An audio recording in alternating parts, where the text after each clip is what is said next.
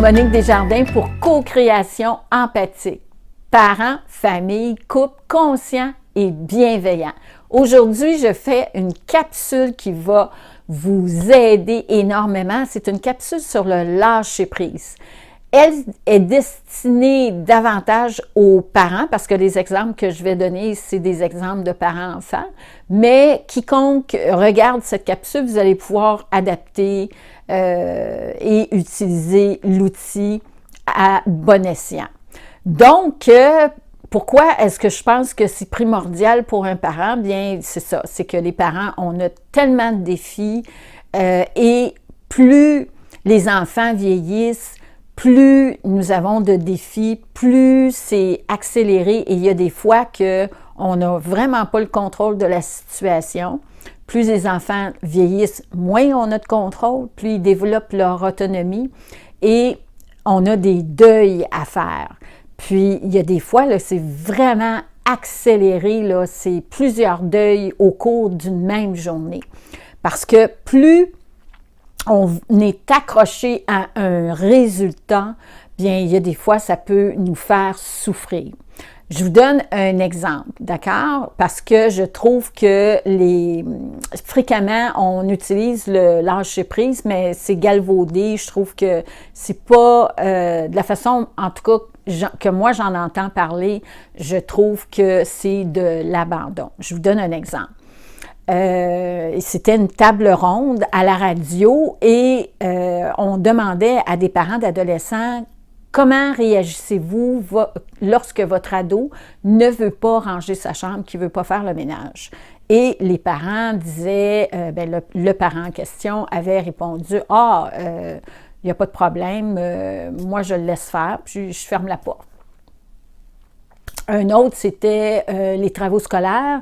Votre enfant ne veut plus faire ses travaux, puis il est de plus en plus désintéressé. Le parent avait répondu « Ah, ben moi je lâche prise, puis il y aura ses conséquences le lendemain avec son enseignant, puis il y aura l'impact sur sa vie. Qu'est-ce que ça lui occasionne? » Voyez-vous, alors c'est ça, c'est qu'il y a des fois que, effectivement, c'est ça notre rôle de parent, c'est de les guider, d'accord, pour qu'ils puissent se fixer des objectifs, qu'ils puissent bien se développer. Sauf qu'il y a des fois, nous, on pense qu'ils vont prendre un chemin, puis finalement, ils prennent un autre chemin. Puis quand on croit que c'est vraiment ce chemin-là qu'il faut qu'ils prennent, on peut avoir des difficultés parce qu'on reste pris sur un résultat précis. Sauf que ici, dans les exemples qu'on vient donner, c'est carrément de l'abandon parce que, d'accord, on ferme la porte, mais qu'est-ce qu'on fait après? Qu'est-ce qui va se passer? Les jours vont passer, la porte va être fermée, ça va s'accumuler. Est-ce qu'on pense qu'un jour, notre enfant va se réveiller en disant « Ah, Eureka! C'est aujourd'hui que je fais ma chambre. » Ou encore « Ah, Eureka! C'est aujourd'hui. » Quoique les travaux scolaires, c'est peut-être différent parce que probablement qu'il va y avoir des confrontations là, avec le professeur, puis éventuellement peut-être la direction, voyez-vous, il y a un suivi. Alors ici, peut-être que le parent peut, dans le fond, se dégager de cette problématique parce que ça se passe à l'école. Donc, l'implication, c'est l'enfant qui va devoir donner des comptes par rapport à ce qu'il fait. Mais quand ça se passe sous mon toit, bien là, c'est différent. C'est moi qui dois faire le suivi. Puis c'est l'impact, ça ne sera pas seulement lui qui va le vivre, mais moi aussi, parce que si en plus il amène de la nourriture puis qu'il mange dans sa chambre, vous vous imaginez, je risque à un moment donné de me réveiller avec des locataires, des petits locataires. Alors, oui, c'est vrai qu'il faut responsabiliser nos enfants, leur donner des choix et leur faire vivre l'impact de leurs choix. D'accord? Parce que c'est ça, dans le fond, hein? de faire changer le comportement de quelqu'un. On va être intéressé à changer, à modifier un comportement lorsque le comportement va nous apporter davantage de souffrance que de plaisir. C'est comme ça hein, qu'on vient basculer les choses. Puis, probablement qu'un enfant va davantage se réengager dans ses travaux scolaires parce qu'il va s'apercevoir, en plus de ça, il va être confronté par d'autres individus que moi. Et ils vont demander il va y avoir, c'est ça, une demande d'engagement là, qui va... et l'enfant va devoir faire des choix éventuellement. Mais dans tout ça, ce qu'il faut savoir, c'est ça, c'est est-ce que l'enfant a la conscience, est-ce que l'enfant a la capacité de réflexion et de discernement? Il y a des fois qu'il ne l'a pas, alors c'est à moi, aux parents, à savoir comment je peux faire différemment. Voyez-vous? Alors, un autre exemple que je vous donne, il y avait une maman qui, elle, c'était un enfant qui avait à peine 10 ans, puis il ne voulait plus mettre ses bottes pour aller à l'école. Ça se passait en hiver au Québec, il y a beaucoup de neige, puis il fait très froid. Alors, cette maman était très découragée parce que c'est sûr et certain que maintenant, les enfants d'aujourd'hui, ils ont accès à beaucoup d'informations. En plus de ça, bien, il y a un effet d'entraînement, c'est sûr et certain. Mais c'est qu'ils ont beaucoup plus de choix. Il y a tellement d'informations sur le net. Hein? Donc, anciennement, bien, c'était restreint. On n'avait pas de vêtements, puis il n'y avait pas d'informations. Alors, les choix étaient très restreints pour les enfants. Mais maintenant, là, c'est vraiment très large. Et aussi, les enfants sont beaucoup plus précoces qu'avant. Donc, cette maman était découragée et elle s'était dit, bien, regarde, la conséquence, c'est que tes souliers vont se détruire, sauf que, dans le fond, c'est pas toi qui vas être impacté quand les souliers vont être détruits, tu vas vouloir en avoir des neufs. Alors, qui va être impacté? Bien, qui va subir la conséquence? C'est moi. Puis très souvent, c'est ça le problème, c'est que par rebond, ça a un effet rebond, puis c'est le parent qui a la conséquence plus que l'enfant. Donc, elle avait trouvé, elle avait dit à son enfant, bien regarde, tes souliers vont se détruire, alors qu'est-ce qu'on va faire? C'est que tu vas devoir prolonger leur durée, tu les mettras même s'ils sont finis, parce que moi, je ne t'en achèterai pas d'autres avant tant de temps, parce que habituellement, bien, je t'en achète aux ans ou quelque chose comme ça. Voyez-vous? Alors, est-ce que c'est réaliste? Est-ce que je vais pouvoir vraiment? Peut-être, je ne sais pas. Voyez-vous? Alors, c'est tout ça. Hein? Il y a des fois que c'est pas si simple que ça, l'aspect des conséquences et tout ça. Des conséquences, moi j'appelle ça les conséquences naturelles, voyez-vous. C'est pour ça que les parents ont tendance à aller vers d'autres sortes de conséquences parce que la conséquence naturelle, ça ne fonctionne pas bien. Mais ça, c'est une autre histoire. Moi, je reviens au lâcher-prise. Donc, lâcher prise, hein, quand on est pris dans des situations comme celle-là, qu'est-ce qu'on fait? Bien, ça se passe en Indonésie. Vous savez que les chasseurs en Indonésie, qu'est-ce qu'ils font? C'est pour chasser les singes, c'est qu'ils n'utilisent pas des pots comme ça, mais plutôt des courges ou des potirons, où est-ce qu'ils viennent extirper un peu de chair, puis ils découpent une embouchure sur le dessus, puis ils viennent y insérer des fruits. Et là, ils les ancrent aux arbres ou encore...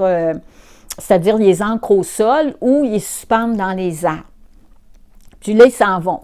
Alors, les singes reviennent dans les arbres et ils sentent les fruits, puis ils sont friands des fruits. Alors, qu'est-ce qu'ils font? C'est qu'ils se rentrent la patte dans le potiron, puis là, ils essaient de sortir le fruit. Sauf que du fait qu'ils ont le fruit dans la patte, bien, l'embouchure est rendue trop petite.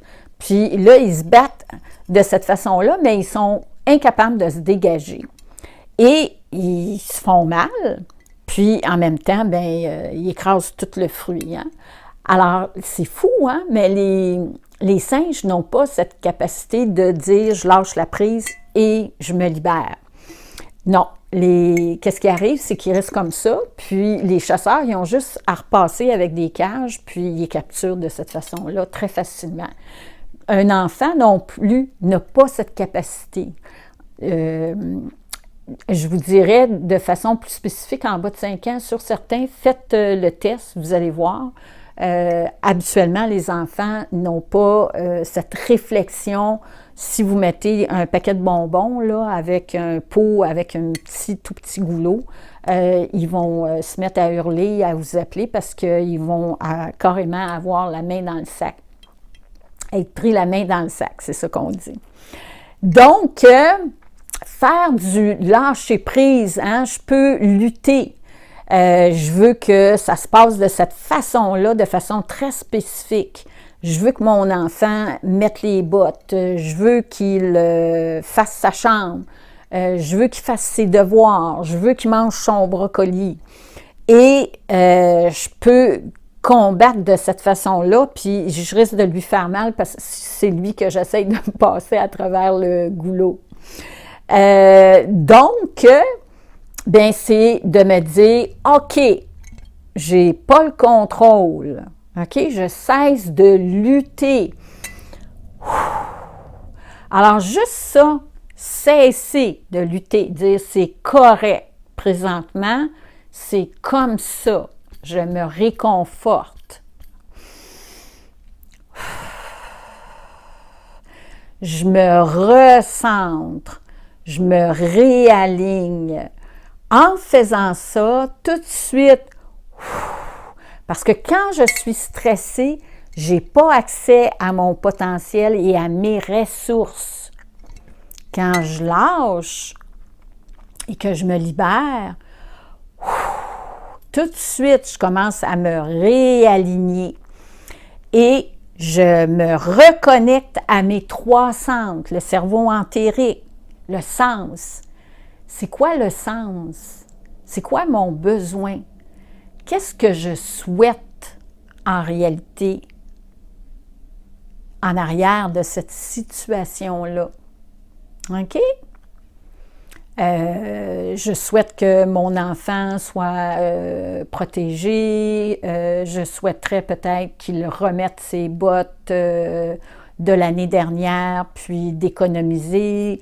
C'est peut-être justement un aspect financier.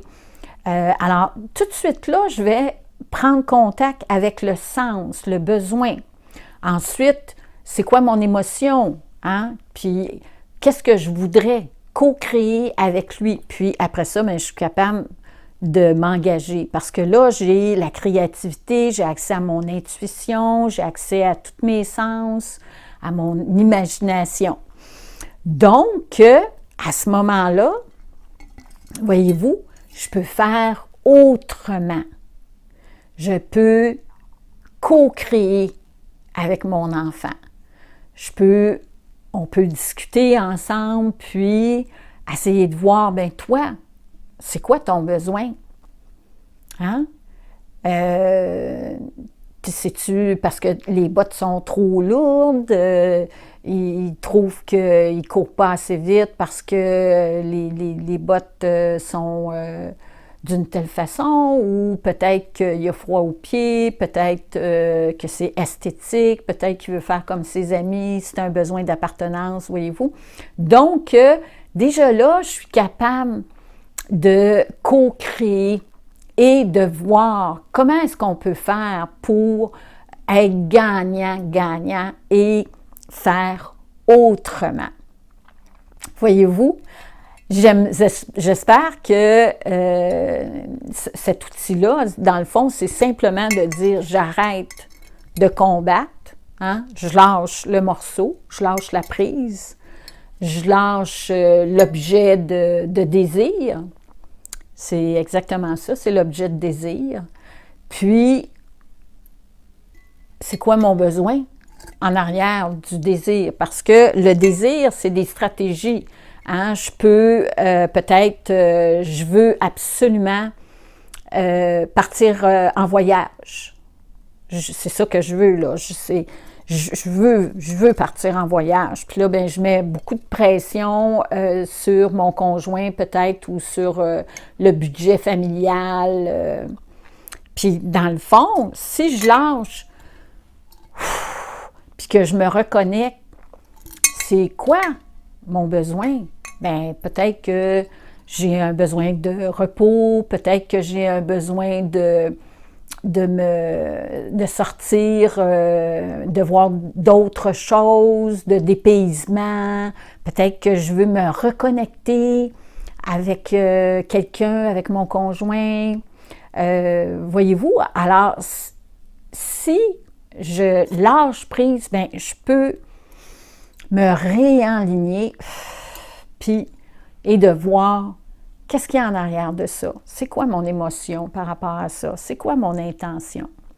Et je peux co-créer. Belle co-création. Merci. Écrivez-moi en dessous. J'aime ça les commentaires. J'aimerais ça vous lire. Puis si ça vous aide, bien partagez. À la prochaine.